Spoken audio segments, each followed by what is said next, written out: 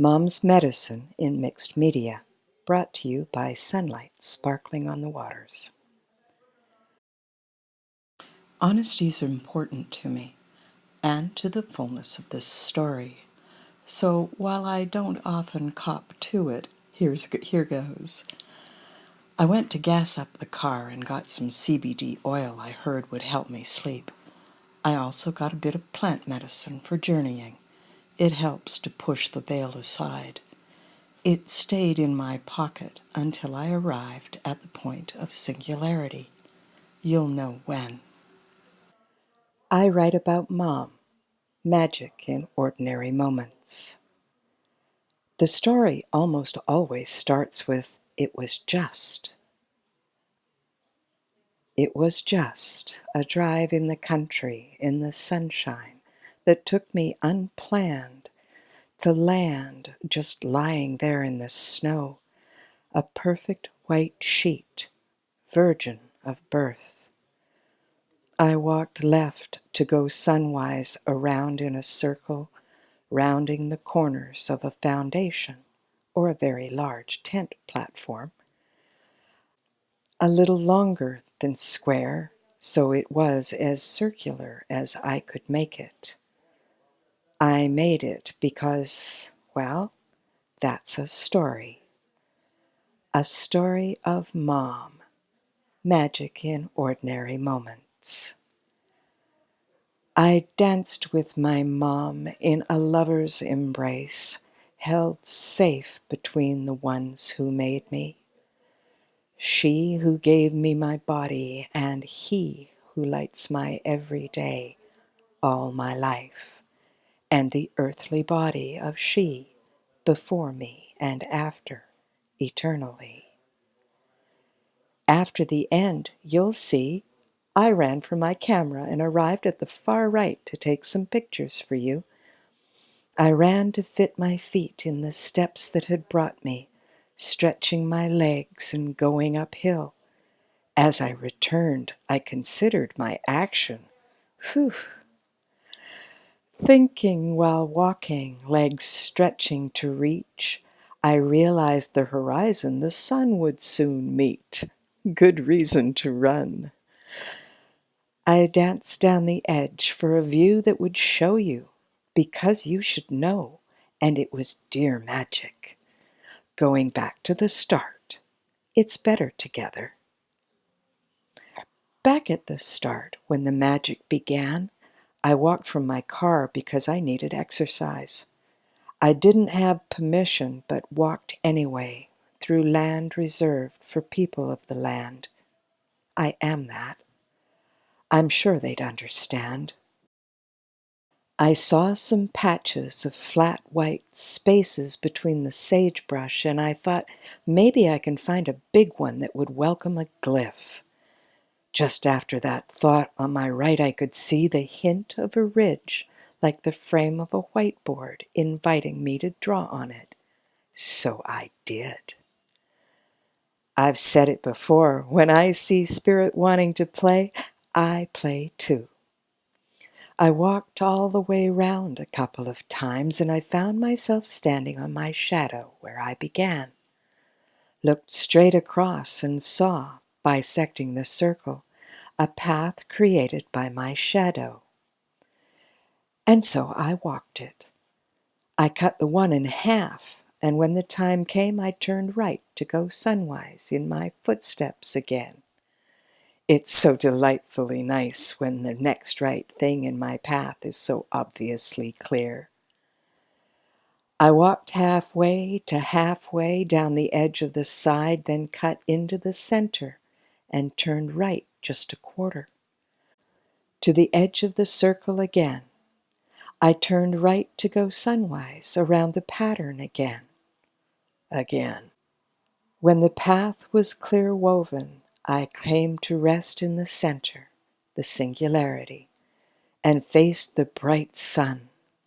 It was cold, and I wrapped my arms around myself and wondered at what I had done. Peace inside me, peace beside me, peace all around me. I stand aside as she pulls the bow. I see by me she shoots her message out into the world. Standing there holding me, I realized that I was holding her. I am her. So are you. So I held her and spoke to her, comforted and loved her, and I asked her to calm down. Calm, calm. Hush, it's all right.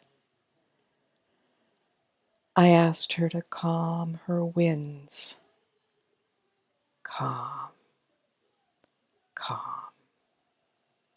And to calm her fires. Calm, calm. I asked her to calm us, calm the humans, and comfort the animals. I asked her to breathe peace into the hearts of everyone. I said it was time to send the rain and to make way for the drainage. I told her she is loved. She is adored. I love her. She is me. She is you. And I opened my eyes to see, along my path to the sun, now gone, outside the lines I had drawn with my feet, directly in line with the sun before, and brighter then than now. Past the end of the path my feet had gone to get here, a piece of square wood about 2 feet long, perfect for me to sit on. There's the piece at the end of my path, defined by following my shadow, like life well lived, one step at a time, over and over, and around again and again and again. The wooden piece called me to come from the center of all that was created, to rest in peace. To peace she calls us. She wrote it in the virgin snow, using me as her feather, pen, wand, or whatever. And so the ceremony ended.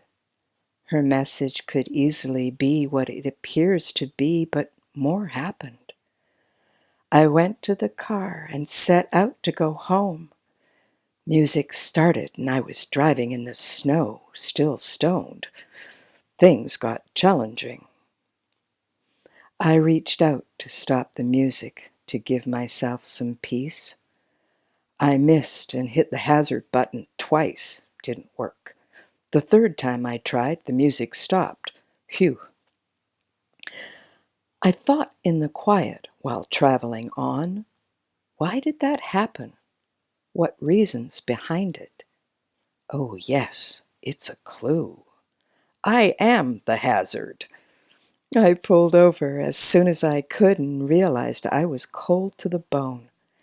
Gratefully, I turned the heat on, sat, thawed, and thought for a time. Her glyph counseled peace, and as in any communication, more than words hold information.